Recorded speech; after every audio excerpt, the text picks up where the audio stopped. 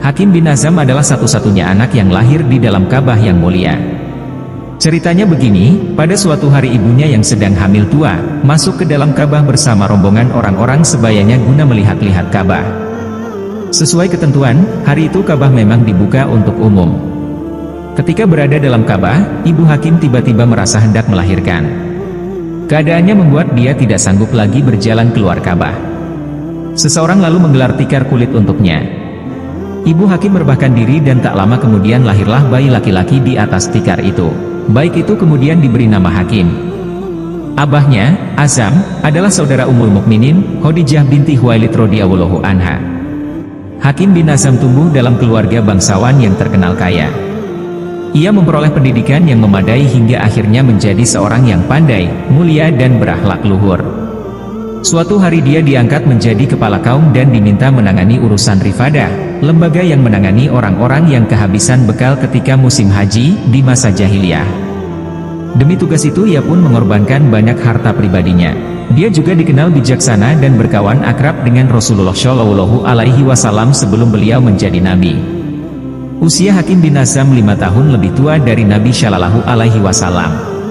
Tali pertemanan mereka kian erat manakala Rasulullah Shallallahu Alaihi Wasallam menikahi bibi Hakim, Khadijah binti Khuwailid radhiyallahu anha.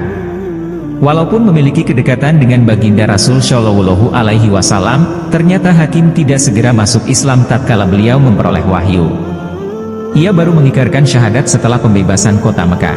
Kira-kira 20 tahun sesudah baginda Muhammad Shallallahu Alaihi Wasallam diangkat menjadi Rasul. Kenyataan itu cukup mengherankan para sahabat bahkan Hakim sendiri. Setelah dia masuk Islam dan merasakan nikmatnya iman, timbullah penyesalan yang mendalam karena sebagian besar usianya telah lewat dalam kemusyrikan. Suatu kali putranya pernah melihat dia menangis terseduh. "Mengapa ayah menangis?" tanyanya. "Banyak sekali hal yang menyebabkan ayah menangis wahai anakku," jawab Hakim. "Pertama, keterlambatan masuk Islam menyebabkanku tertinggal merebut kebajikan. Seandainya aku nafkahkan emas seberat bumi itu tiada artinya dibandingkan dengan kebajikan yang mungkin aku peroleh dengan memeluk Islam. Kedua, sesungguhnya Allah Subhanahu wa Ta'ala telah menyelamatkan aku dalam perang Badar dan Uhud, lalu aku berkata kepada diriku ketika itu aku tidak bakal lagi membantu kaum Quraisy memerangi Muhammad dan tidak akan keluar dari kota Mekah. Tetapi aku senantiasa ditarik-tarik kaum Quraisy untuk membantu mereka. Ketiga, setiap aku hendak masuk Islam aku lihat para sesepuh Quraisy tetap berpegang pada kebiasaan-kebiasaan jahiliyah lalu aku ikuti saja mereka. Kini aku menyesal, mengapa aku tidak masuk Islam lebih dini, yang mencelakakan kita adalah fanatik buta terhadap pendahulu kita, bagaimana aku tidak akan menangis karenanya, hai anakku?" Di suatu malam sebelum memasuki kota Mekah, Rasulullah Shallallahu Alaihi Wasallam bersabda kepada para sahabat, "Di Mekah terdapat 4 orang yang tidak suka kepada kemusyrikan dan lebih cenderung kepada Islam. Siapa mereka itu ya Rasulullah?" tanya para sahabat. Mereka adalah Attab bin Usaid, Zubair bin Mut'im, Hakim bin Azam dan Suhail bin Amr. Dengan karunia Allah mereka akan masuk Islam secara serentak, jawab Rasulullah Shallallahu Alaihi Wasallam. Ketika Rasulullah masuk kota Mekah sebagai pemenang, beliau memperlakukan Hakim bin Azam dengan cara terhormat.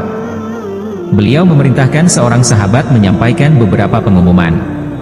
Maka sahabat yang mendapat perintah itu berseru, "Siapa yang mengaku tidak ada Tuhan selain Allah yang Maha Esa, tiada sekutu baginya dan mengaku Muhammad sesungguhnya hamba Allah dan Rasulnya, dia aman.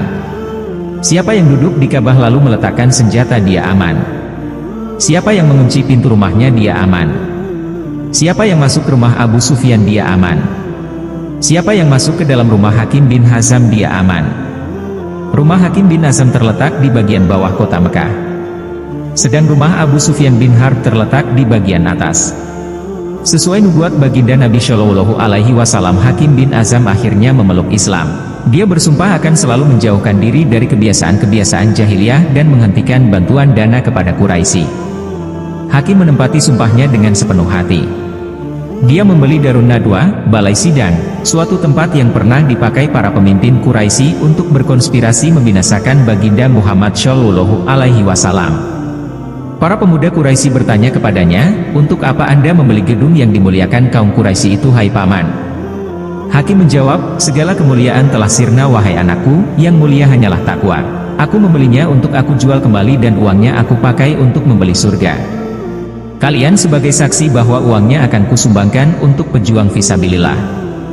Sesudah masuk Islam, Hakim bin Hizam pergi menunaikan ibadah haji dan membawa 100 ekor unta yang dihiasi kostum yang megah. Unta-unta itu kemudian disembelih sebagai korban untuk mendekatkan diri kepada Allah Azza wa Jalla. Waktu haji tahun berikutnya dia wukuf di Arafah bersama 100 orang hamba sahayanya. Masing-masing Buddha diberi kalung perak di lehernya bertuliskan kalimat, bebas karena Allah Azza wa Jalla, dari Hakim bin Hizam. Selesai menunaikan ibadah haji, semua budak itu dimerdekakan. Ketika naik haji ketiga kalinya, Hakim bin Hizam mengorbankan 1000 ekor domba di Mina, dan dagingnya dipersembahkan kepada kaum parkir miskin. Dikisahkan bahwa sesudah perang Hunain, Hakim bin Hizam meminta harta rampasan kepada baginda Rasulullah Shallallahu Alaihi Wasallam. Baginda pun memberinya. Hakim kemudian meminta lagi dan diberi oleh beliau Shallallahu Alaihi Wasallam. Akhirnya harta rampasan yang diterima Hakim mencapai 100 ekor unta. Rasulullah berkata kepada Hakim, sesungguhnya harta itu manis dan enak. Siapa yang mengambilnya dengan rasa syukur dan cukup, dia akan memperoleh berkah dari harta itu. Akan tetapi, siapa yang mengambilnya dengan nafsu serakah, dia tidak akan mendapat berkah harta itu, bahkan dia seperti orang makan yang tidak pernah merasa kenyang. Tangan yang di atas atau memberi lebih baik daripada tangan yang di bawah, meminta atau menerima. Mendengar sabda Shallallahu Alaihi Wasallam itu, Hakim bin Hizam menyesal dan bersumpah, ya Rasulullah, demi Allah yang mengutus engkau dengan agama yang hak, aku berjanji tidak akan meminta-minta kepada siapapun sesudah ini. Aku berjanji tidak akan mengambil sesuatu dari orang lain sampai aku berpisah dengan dunia. Sumpah tersebut dipenuhi Hakim dengan sungguh-sungguh. Pada masa pemerintahan Abu Bakar As-Siddiq radhiyallahu anhu, dia diminta mengambil gajinya dari Baitul Mal. Tetapi dia menolak. Tatkala jabatan khalifah pindah kepada Umar Al-Faruq, Hakim pun tidak mau mengambil gajinya setelah dipanggil beberapa kali. Amirul Mukminin mengumumkan di hadapan halayak ramai, wahai kaum muslimin, saya telah memanggil Hakim bin Hizam beberapa kali supaya mengambil gajinya dari Baitul Mal, tetapi dia tidak mengambilnya. Begitulah sejak mendengar sabda Rasulullah Shallallahu Alaihi Wasallam itu, Hakim selamanya tidak mau mengambil sesuatu dari seseorang sampai rohnya meninggalkan jasadnya. Wallahu alam. Jika kamu senang dengan channel ini, jangan lupa subscribe, like, komen, dan share. Dan aktifkan tanda loncengnya, agar kamu mendapatkan notifikasi dari kisah dan cerita 249. Terima kasih. Wassalam.